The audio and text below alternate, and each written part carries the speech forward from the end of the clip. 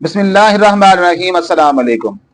दोस्तों, क्या हाल है? ठीक है, उम्मीद करता हूँ आप ठीक होंगे और उम्मीद करता हूँ इंशाल्लाह कि आप हमारी वीडियो देखते भी होंगे और उस पर अमल भी करते होंगे।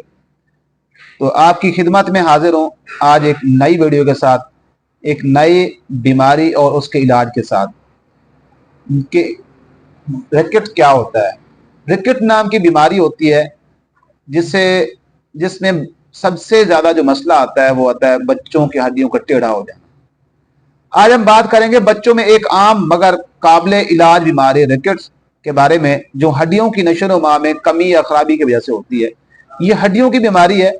आपने अक्सर देखा होगा कि इसमें अक्सर जो बच्चे हैं उनकी हड्डियां टेढ़ी हो जाती हैं, टांगें टेढ़ी हो जाती हैं, बाजू टेढ़े हो जाते हैं, हड्डियां इतनी नरम हो जाती हैं कि वो जल्दी टूट जाती हैं।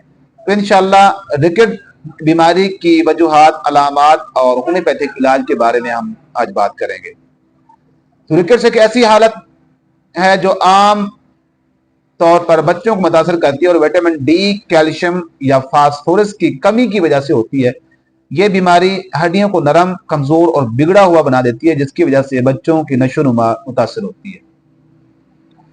विटामिन डी की कमी, सूरज की रोशनी का कम इस्तेमाल या नाक़िस ग़िज़ा, विटामिन डी की कमी, ये अक्सर जो हम डॉक्टर हजरात हैं वो मरीजों को, बच्चों को, खासकर जब छोटी उम्र के बच्चे होते हैं उनको विटामिन डी की टेबलेट्स या विटामिन डी के ड्रॉप पिलाते हैं और ज़्यादा देर तक पिलाने की तरगीब भी करते हैं। असल में उसकी वजह यही होती है कि बच्चों की जो हड्डियां हैं वो मजबूत रहें, और हड्डियां मजबूत होने की वजह से ही, जब हड्डियां मजबूत होगी वो अच्छी ग्रोथ करेंगी और हाइट अच्छी होगी और बच्चों की ग्रोथ अच्छी होगी।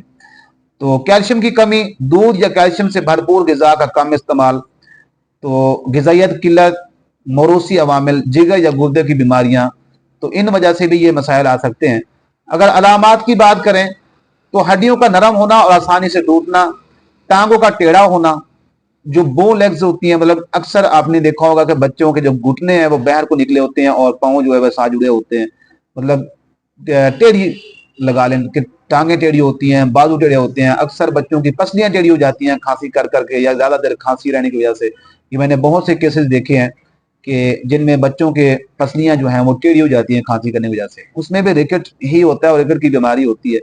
कमर और जोड़ों में दर्द, दांतों की नशोनुमा में ताखीर, दांत देर से आना या दांतों का जल्दी टूटना, जल्दी गलना सड़ना, हड्डियों के किनारे मोटे होना, बच्चों की नशोनुमा में कमी, कद का छोटा हो जाना। अगर रिकेट का बर वक्त इलाज ना किया जाए तो यह बच्चे की जिंदगी भर की जिस्मानी और जहनी नशोनुमा को मुतासर कर सकती है। अगर होम्योपैथिक इलाज की बात करें तो होम्योपैथिक में अल्हम्दुलिल्लाह इसका बेहतरीन इलाज है।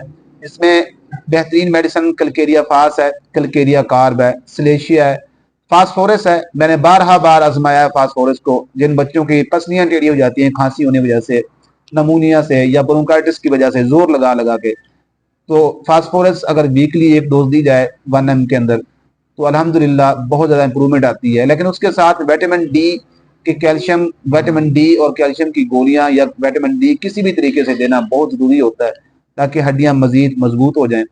तो फास्फोरस के बाद नेट्रम म्योर और इसके बाद और भी बहुत सी मेडिसिन है अकॉर्डिंग टू सिम्टम्स जो है वो दी जाती हैं। एहतियाती तदाबीर की बात करें तो बच्चों को रोजाना कुछ देर के लिए सूरज की रोशनी में ले जाएं, दूध, दही, पनीर और कैल्शियम से भरपूर ग़िज़ाएं दें। बच्चों को मुतवाज़िन ग़िज़ा दें जिसमें विटामिन डी और फास्फोरस शामिल हो। किसी भी गैर मामूली अलामात के लिए फौरी तौर पर डॉक्टर से रुजू करें। होम्योपैथिक दवाइयाँ सिर्फ माहिर होम्योपैथ के मशवरे से इस्तेमाल करें। नाज़रीन, रिकेट एक काबिल इलाज बीमारी है, लेकिन इसके लिए बर वक्त इक़दाम जरूरी है। अगर आपका बच्चा इस बीमारी का शिकार है तो घबराने की जरूरत नहीं। होम्योपैथिक कुदरती और महफूज तरीका इलाज है और इस इलाज से ये मसला हल हो जाता है। उम्मीद करता हूँ आज की वीडियो आपको पसंद आई होगी। इंशाल्लाह मिलते हैं नेक्स्ट वीडियो में। अल्लाह हाफिज़।